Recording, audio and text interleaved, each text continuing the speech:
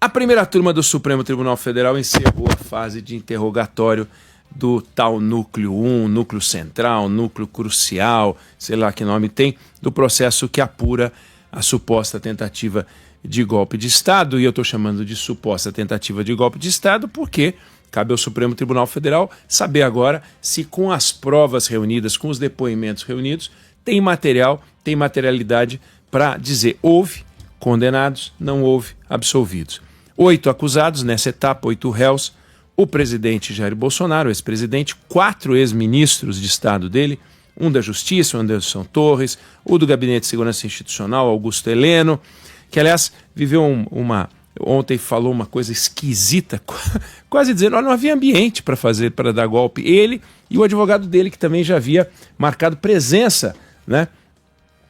Pedindo, por favor, para começasse ontem às 10 horas da manhã, porque o tadinho queria tomar café da manhã com mais tempo.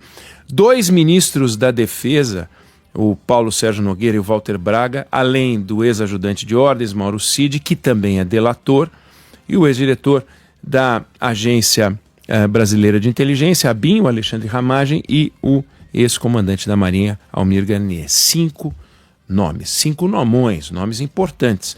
Então, o interrogatório, que acabou ontem, é a última etapa da fase de coleta de provas, é a última etapa da fase de instrução.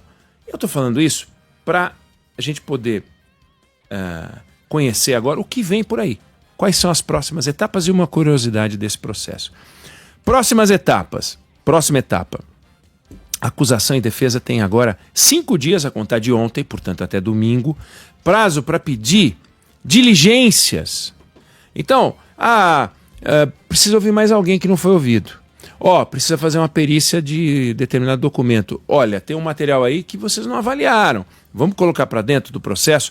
São perícias, são oitivas, né? Ouvir pessoas, etc. 5 dias para pedir. Aí cabe ao Alexandre de Moraes dizer, topo, não topo. Se ele não topar as diligências, eu não autorizo essa diligência. Pode haver um recurso para a turma para dizer, pessoal, não dá, essa diligência é importante. Aí a turma vai decidir se pode ou se não pode. Decidido que pode ou que não pode, digamos que possa, tem o prazo da diligência. Tem que ouvir o Sandro Badaró. Sandro Badaró está na Guatemala, sei lá onde ele foi. Ele foi para algum lugar, tem que esperar ele voltar. Então ele só vai ser ouvido daqui 10 dias e tal. Não interrompe o prazo para a próxima etapa, que é das alegações finais, porque precisa fazer a tal da diligência. Precisamos fazer a perícia de um documento qualquer. Pode levar 1 semana, 2 semanas, 3 dias, não importa. Então, este prazo concedida a diligência, o direito de fazer uma diligência, isso não conta tempo para a próxima etapa. No mensalão, houve alguns pedidos de diligência e o relator Joaquim Barbosa autorizou várias diligências. Algumas pedidas pela Procuradoria-Geral da República, outras também pedidas por advogados. Então, teve pedido depois de ouvidos os réus, que é exatamente a fase em que a gente está.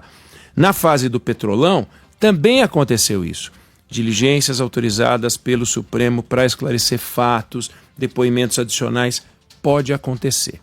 Mas vamos imaginar que fizeram todas as diligências ou foram todas indeferidas, houve recurso para a turma indeferiu, acabou tudo, não tem mais prazo nenhum. A partir daí, começa a contar um prazo de 15 dias para as alegações finais. 15 dias para as alegações finais. Esse prazo começa a contar a partir do momento em que o Alexandre de Moraes informa as partes, olha, acabou a diligência, não tem mais nada, então começa a contar o prazo. Esse prazo de 15 dias não é 15 dias para todo mundo, quer dizer, é 15 dias para todo mundo, mas conta de um jeito diferente. Primeiro, a Procuradoria-Geral da República faz as alegações finais, 15 dias. Aí, então, o delator, o advogado do delator, que é como ele chama? O Mauro Cid, o ex-ajudante de ordens, ele é delator. Como o delator é uma espécie de acusação, ele tem que se defender, mas ele também acusa os outros, por isso ele é delator, ele tem 15 dias, contando do final dos 15 dias da Procuradoria. Então a Procuradoria vai lá, 15 dias para apresentar tudo que ela tem para dizer, e essa alegação é uma coisa formal. Não é assim, ele escreve um texto do Enem, né? Então ele faz um relatório, um resumo dos principais fatos, analisa as provas, tem um pedaço que fala das teses jurídicas envolvidas, aí faz uma fundamentação legal de tudo que ele acha razoável, que deve ser selecionado, depois passeia pelas jurisprudências e no final ele pede o que ele quer, obviamente a condenação dos réus. Aí ele lista quais são os crimes que ele entende que são os crimes pertinentes, dizendo e sustentando tudo isso. Essa é a alegação final. Aí vem então o delator, que faz a mesmíssima coisa, o advogado delator, a mesmíssima coisa. Pega o relatório, análise de provas, teses jurídicas, fundamentação legal, jurisprudência e pede. No caso, vai pedir absolvição. E então, 15 dias para todos os outros. Não é 15 para cada. Aí não é 15 para cada um, enfileirado. 15 da Procuradoria, em seguida 15 do delator, em seguida 15 para todos os outros, porque entende-se que um não tem que ler o do outro. Os 15 apresentam com base no que já leram da Procuradoria, no que já leram do delator. Então eles tiveram um mês para ler o da Procuradoria, mais os 15 dos outros. Bom, enfim, aí vem a alegação final dos advogados. Terminado esse prazo, então vai contando, né? 5 das diligências, pode ter uma diligência concedida, a gente não sabe quanto tempo vai demorar, só sabe que os 5 dias termina agora no domingo. Depois vai ter, portanto, 45 dias, até 45 dias, para as alegações finais todas, né? 15, 15, 15. Em seguida, o ministro Alexandre de Moraes tem tudo o que ele precisa para fazer o relatório dele. Aí ele faz um relatório. Quando ele terminar esse relatório, ele liga, não é assim, né? Informal, ele liga, né? O gabinete dele informa a presidência da primeira turma, que é o Cristiano Zanin. Olha, meu relatório está pronto, estou pronto para iniciar, para votar, para iniciar o processo de julgamento. Então o Cristiano Zanin marca o dia do julgamento. Ele é que marca.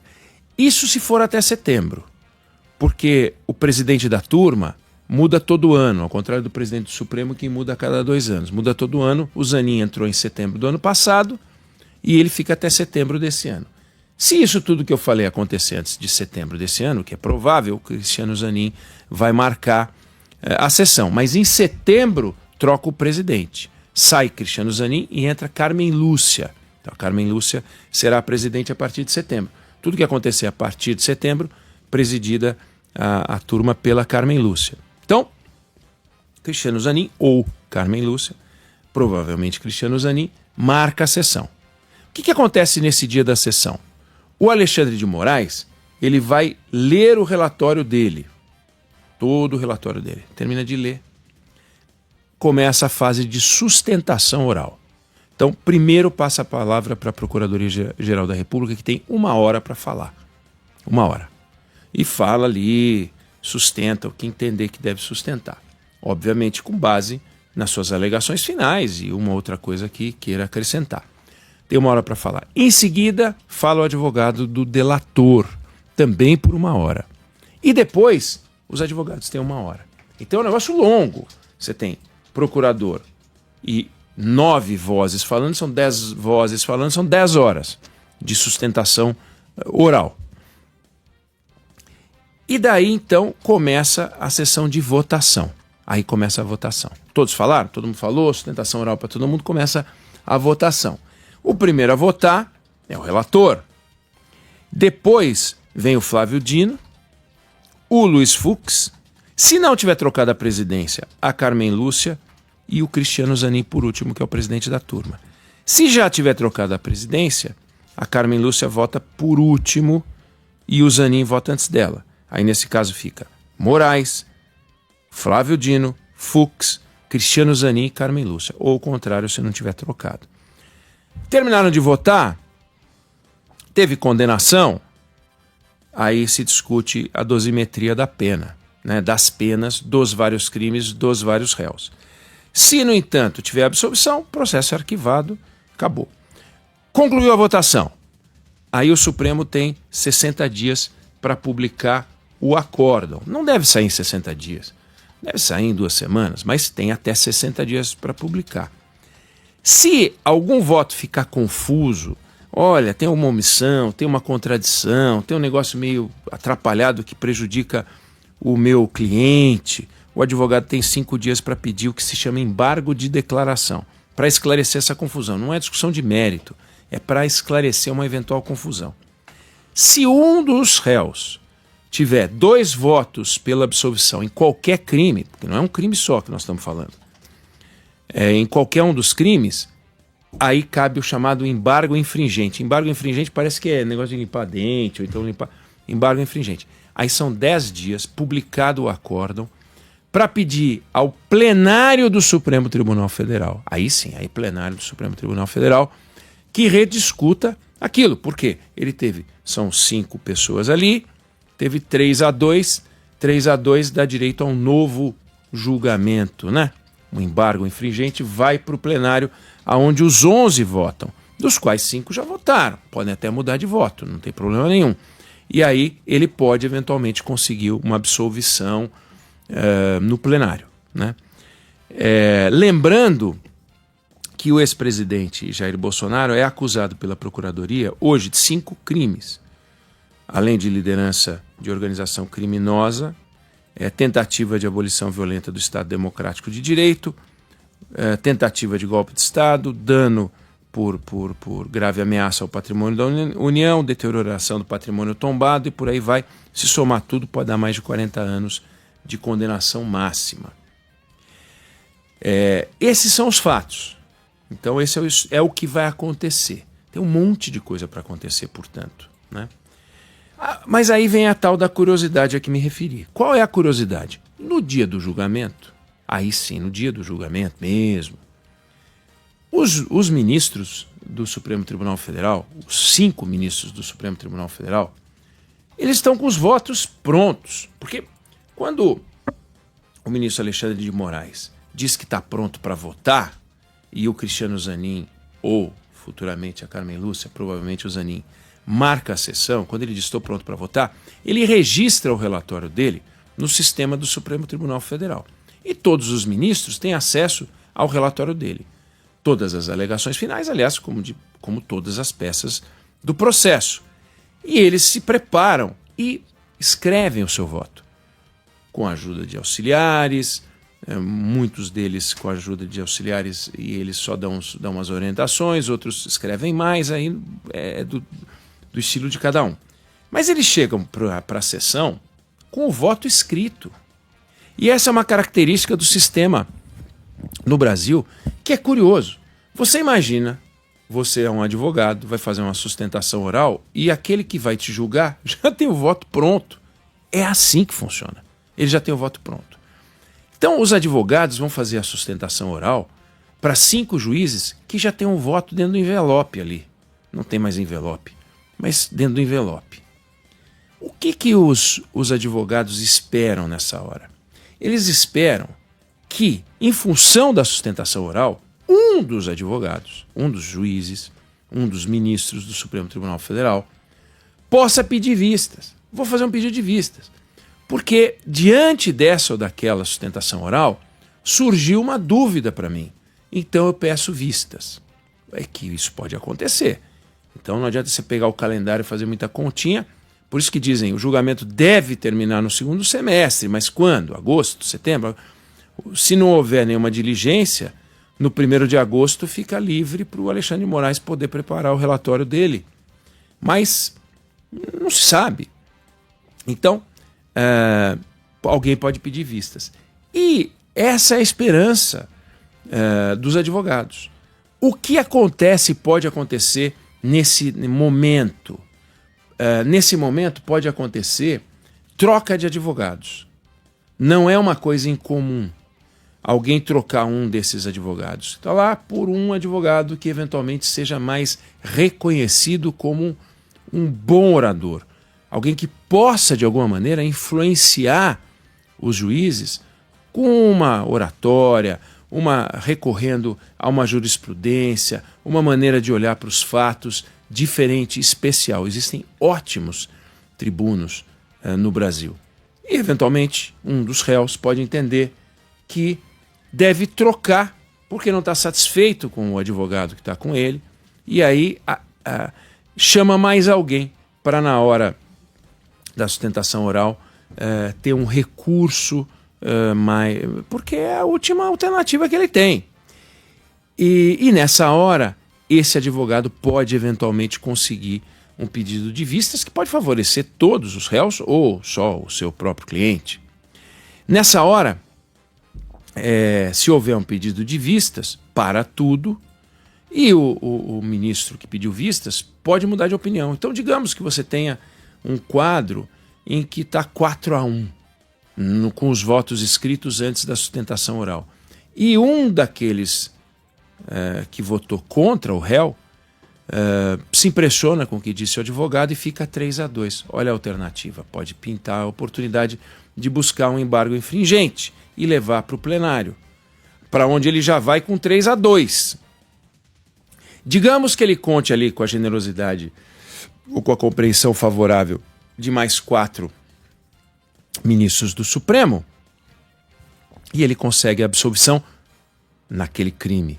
Se for em todos, a absolvição. Então, daí a importância de um advogado bom, né, de tribuna nessa hora, né?